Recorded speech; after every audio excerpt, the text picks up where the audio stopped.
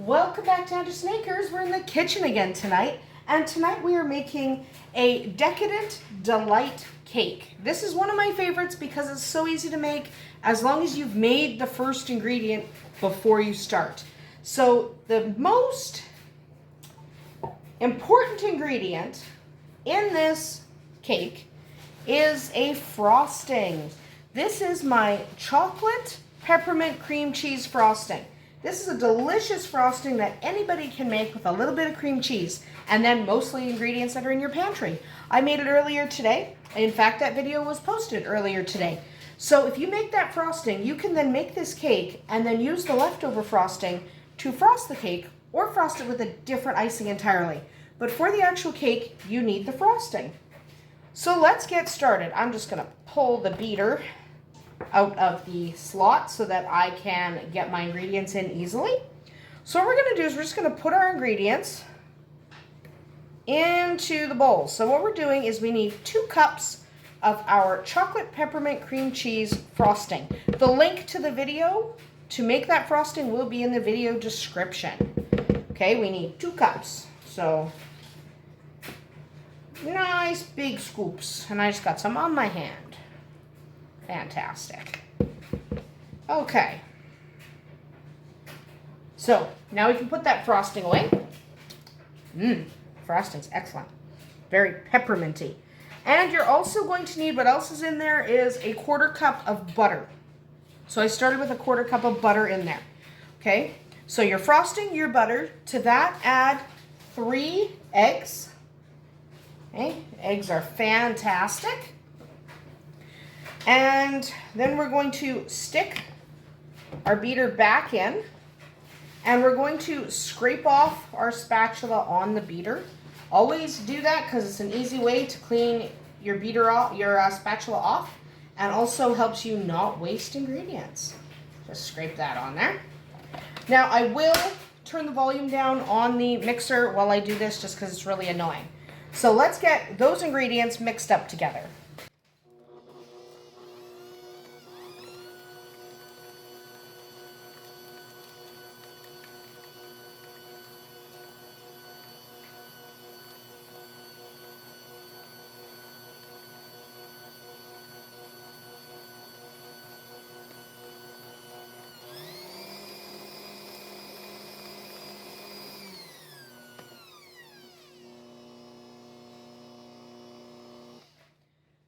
All right, that's obviously not cake batter yet. So let's add our dry ingredients. We are going to start by adding 2 cups of flour. Just your regular all-purpose flour, and all in the bowl would be nice. But just your regular all-purpose flour is perfect. Or you can use a nice cake flour if that's what you'd like to use. You're also going to add 1½ teaspoons of baking soda, not powder, soda, and 1 teaspoon of salt. Okay, so once you have those in there, drop your beater again, mix that up till you have a nice cake batter.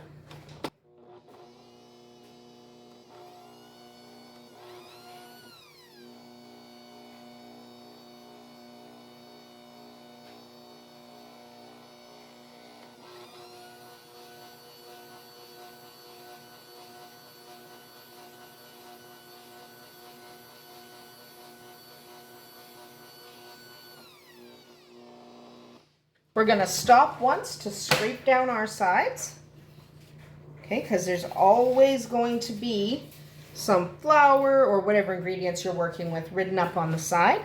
So scrape that down. Again, scrape off your spatula on the beater so we don't waste ingredients. There we go. Drop that back down and do one final mix.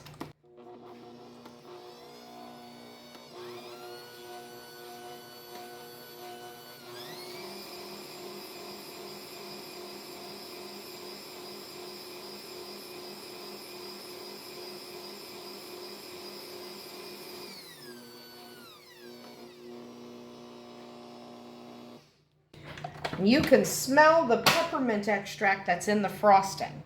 It's fantastic. So now we're just going to scrape off this beater, get rid of them because we don't need them anymore. And we don't need the mixer itself anymore, so we will get that out of the way. Okay, now you're going to want to preheat your oven to 350 degrees Fahrenheit. Mine is preheating right now. Yes, I spilled some flour. That's not uncommon. And we're going to get 2 round cake pans. You could also use square cake pans. It doesn't really matter. We're just using round ones today because that's the container that I'm going to be putting the rice in. Not the rice, the cake. This isn't rice. So we're going to spray our pans generously with, I'm using just a canola oil cooking spray, but you can use cake goop or you can butter and flour, whatever you like. And then we're going to put half of the batter in each pan. Okay, try and divide it evenly. Give it a shot. It's better if your layers are even, but if they're not, I mean, it's cake, you're going to eat it. It's not that big a deal. Okay. Some in that one. And some in this one. So this is a really, really moist and delicious cake because it's fantastic. Okay. Don't leave any of that batter behind. Use that rubber spatula to get it all out of there. Okay. There we go. Okay. Get rid of your bowl. You won't need it anymore. Now what you're going to do is smooth that batter into the cake pans. It's really easy. You just push it around. It doesn't have to be perfect. This is kind of a stickier batter because it is made with frosting, but that's fine. So we're just going to push that around the pans just so it's not in a big glob in the center. Okay. Just scrape off the last bit of frosting, the cake batter. This isn't frosting anymore. Scrape off the last bit of cake batter into your pan. And then like we typically do, take your pans and give them a tap. Okay, give them a tap and a shake to just kind of try to equalize that batter a little bit. And I'm just going to grab this. Just push a little more batter into this area. There we go. There we go. But yes, just tap and rock your pans just to help distribute that batter. And if there is any air bubbles trapped in there, it'll help take that out. So after you've done your tapping and your smoothing and your shaking, you're going to bake these for about 35 minutes at 350 degrees Fahrenheit. Then you're going to let them cool for about 10 minutes in the pan. So we'll come back as soon as that's done. All right, so our cakes baked for 35 minutes at 350 degrees Fahrenheit.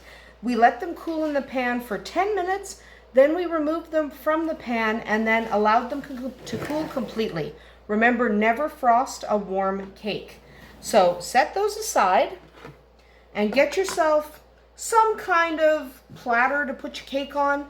I am doing, oops, turn this one over. I am just using the lid of one of my Tupperware containers that perfectly fits this size cake. So once you have that going, put your cake down. You can trim your cakes if you want. I'm not going to bother. And do one thin layer, without pushing it all around, do one thin layer of icing just in between. You can make it thicker if you like. We are using the same icing that we put in the cake. You can, of course, use a completely different icing. If you like buttercream frosting, you could use that. You could, any flavor is also fine, whatever you happen to really enjoy. I'm just using the same icing we put in the cake. It's a nice complement. So nice thin layer. You can actually do a thicker layer if you like, but I always do thin layers because I am in a home that a lot of people just don't like icing. So then you take your second cake, invert it, and now we're going to cover the entire thing in frosting. I'm not going to make you watch me do that, so I'll come back as soon as I've put the frosting on the cake. All right, so here is our completed Decadent Delight Cake. And because today is actually Halloween, let's just get some fun little sprinkles on here. We got some ghosts and bats and whatever else we got, just because they're fun. If I'd been thinking, I would have put these on the inside as well. Either way, they're cute. So I hope you enjoyed making Decadent Delight cakes with us today, and I hope you'll do this on your own. It's really easy. These cakes are delicious simply because you're making them with frosting, making them simple, moist, and a lot of fun. So we'll see you tomorrow.